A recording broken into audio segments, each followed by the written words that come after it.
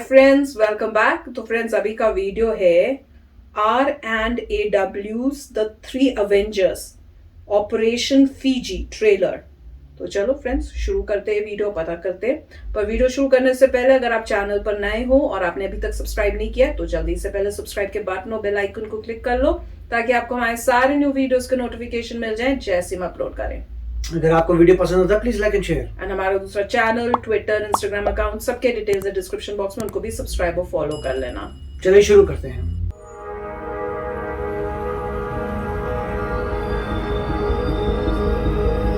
दिन 14 मई 1987 भारत के उस समय के विदेश मंत्री एनडी तिवारी की गाड़ी साउथ ब्लॉक की वीवीआईपी पार्किंग में आकर रुकती है। एसी गाड़ी से नीचे उतर रहे एनडी तिवारी अपने माथे से पसीना पोंछते हुए इनर चैम्बर की तरफ चलने लगते हैं जहां प्रधानमंत्री राजीव गांधी बैठा करते थे।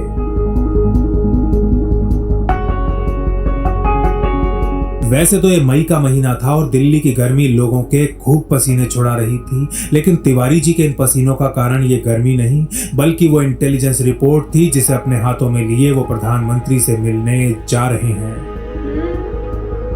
R&AW द्वारा तैयार की गई इस रिपोर्ट में बॉर्डर पर चीन की उन भावी गतिविधियों का कच्चा चिट्ठा था जो भारत की राष्ट्रीय सुरक्षा के लिए घातक साबित हो सकती थी। कुछ घंटों तक इस रिपोर्ट पर चर्चा करने के बाद जब एनडी तिवारी वापस जाने के लिए खड़े होते हैं तब तक राजीव गांधी का रुमाल भी उनके माथे पर पहुंच चुका होता है।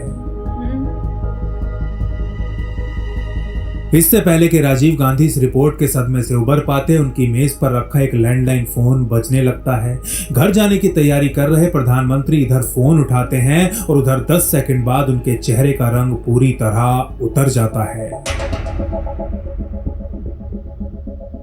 लगभग 5 मिनट चली इस कॉल के बाद राजीव गांधी अभी फोन नीचे रखते ही हैं कि उनके ऑफिस में एक बार फिर एनडी तिवारी की एंट्री होती है और इस बार दौड़कर वापस आए तिवारी जी हांफते हुए बस इतना ही कह पाते हैं, सर फीजी, वो फीजी।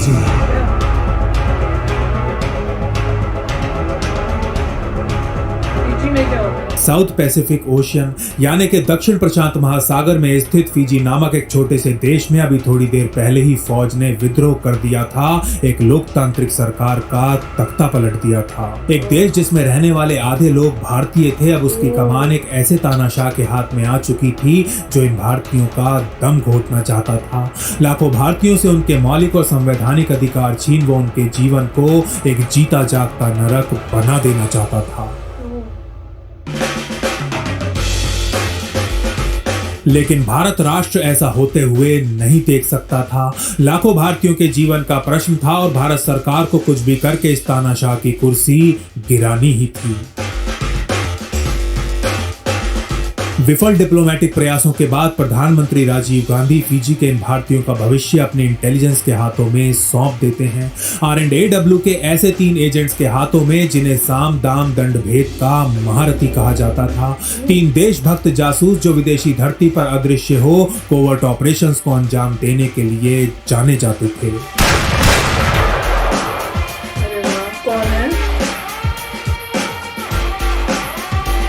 फीजी के इस तानाशाह को सबक सिखाने और लाखों भारतीयों की जान बचाने वाले इस मिशन को नाम दिया गया था ऑपरेशन फीजी और इसको अंजाम देने वाले रॉकेट एजेंट्स को द 3 अवेंजर्स।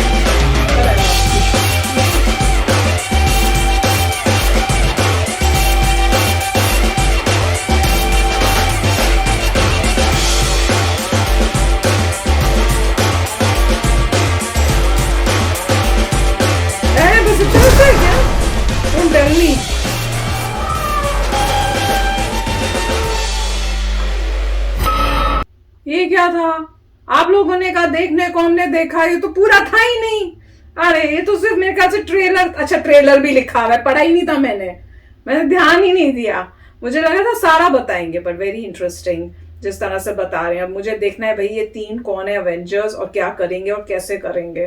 तो मुझे तो लग रहा है जो मेन उनका तानाशाह वाला है उसी को शायद मारने जा रहे हैं, क्योंकि एक सीन ऐसा आया था कि ऐसे लग रहा था जैसे उनको उसको सर्कल करके उसका ऐसे किया हुआ जैसे खत्म करना है। अब देखते हैं मेरे ख्याल से यही आपने मुझे बोला ट्रेलर देखने को, मुझे लगा पूरी पिक्चर है भाई। चलो फिर जब पिक्चर आएगी तब देखेंगे। पर काफी इंटरेस्टिंग है और इसके बारे में मुझे तो नहीं पता था, पर अब देखेंगे जैसे ये आएगा। पर बहुत अच्छा प्रेजेंटेशन की थी और मुझे इस टाइप के जो है ना वो बहुत ही अच्छे लगते हैं वीडियोस जिसमें हमारे जो रॉ के हों या किसी इस टाइप की एजेंसीज के हों जिन्होंने कुछ ऐसा किया और अपने इंडियंस को बचा के लेके आए हो। बहुत ही फैंटास्टिक।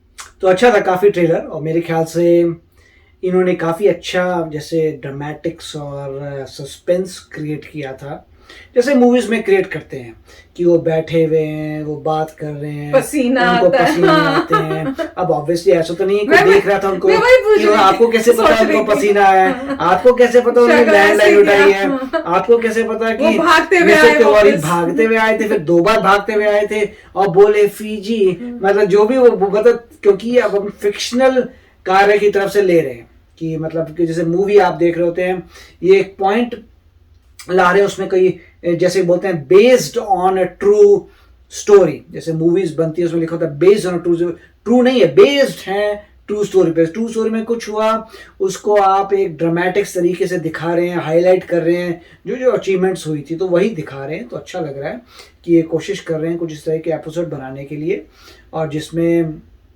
वो तो इंडियन एवेंजर्स वगैरह जो रखा हुआ था वो भी अच्छा था, भारत की सील लगा रखी थी, दैट वाज वेरी नाइस। तो काफ़ी अच्छे टच दे रहे हैं और उनका यही है इवेंचुअली कि हाईलाइट करें कि फिजी में जो हुआ था, मेरे ख्याल से जहाँ तक मुझे एग्जैक्टली पता नहीं है, याद नहीं आ रहा, मगर मेरे ख्याल से ये हुआ था कि इंडिया ने कहा था कि हमारी जो आर्म्ड फोर्सेस है वहाँ जाएंगी शायद, और उनको ऐसा था कि अगर तुमने ये सब किया तो इंडिया जो है मतलब अपनी आर्म्ड इंटरवेंशन भी कर सकती है। मैं गलत भी हो सकता हूँ, बट मेरे ख्याल से ऐसा कुछ था कि कुछ ऐसी जगहें थी जहाँ पे इंडिया ने आर्म्ड अपने आर्मी का इंटरवेंशन बोल दिया था कि हम तो इंटरवीन करेंगे अगर तुमने हमारे लोगों को कुछ किया, या जो मतलब इंडियन ओरिजिन के लोग हैं।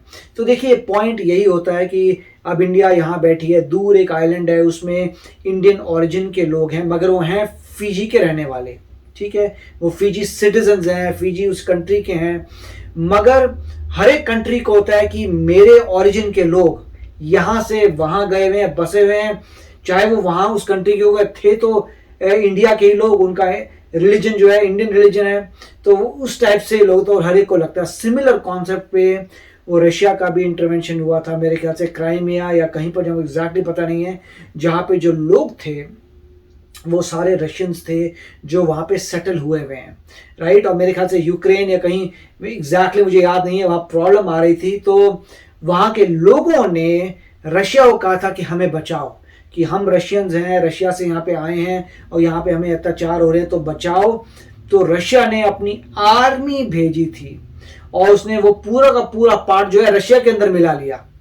मतलब रशिया को यूएसए भी बोलता रह गया हम सैंक्शन कर देंगे, किए भी सैंक्शन, दुनिया भर में लोगों ने बोला, बट रशिया ने कहा नहीं, ये हमारे लोग हैं उस कंट्री में, वहां पे प्रॉब्लम क्रिएट कर रहे हैं तो हमारे लोगों के साथ, तो हम वो पार्ट ही ले लेंगे और वापस ले आएंगे उनको रशिया। और ये सारी डिमांड हो रही थी लोगों की, जो लोग रहते थे उन्होंने बोला कि हम रशियंस हैं, हमें रशिया में ले लो, बचाओ हमें। और ये देखिए इसमें ये अप्रिशिएट करने वाली बात थी, इररिस्पेक्टिव की बहुत क्रिटिसिज्म आया था पूरे वर्ल्ड में कि ये वो जो लोग हैं आप दूसरी कंट्री में हैं, मगर क्योंकि मुझे लगा था ये ठीक स्टेप है, क्योंकि लोग जो हैं वो खुद ही कह रहे थे कि हम अपने आप को रशियन, ठीक है हम इस कंट्री में रहते हैं मगर जिस तरीके से प्रॉब्लम्स आ रही है हम रशियन हैं और हम चाहते हैं, और रशिया ने मेरे ख्याल से वो पार्ट भी अपने अंदर ले लिया था। तो ये एक एग्जाम्पल था। तो अब देखेंगे इनके एग्जैक्टली किस टाइप के एपिसोड आते हैं, बट ड्रामेटाइजेशन काफी अच्छा कर रहे हैं, मजा आ रहा था। तो चलो फ्रेंड्स चलते हैं, वेट करेंगे कब आता है इनका, फिर देखेंगे। तो मिलेंगे नेक्स्ट वीडियो में बहुत ही जल्द। Till then take care and bye bye. तो अगर आप मेरे इस चैनल पे नए हो तो जल्दी से सब्सक्राइब के बटन को हिट करो और बेल आइकन को क्लिक करो, ताकि आपको मेरा जब नया वीडियो मैं लगाऊं आपको उसके बारे में जल्दी से पता चल जाए।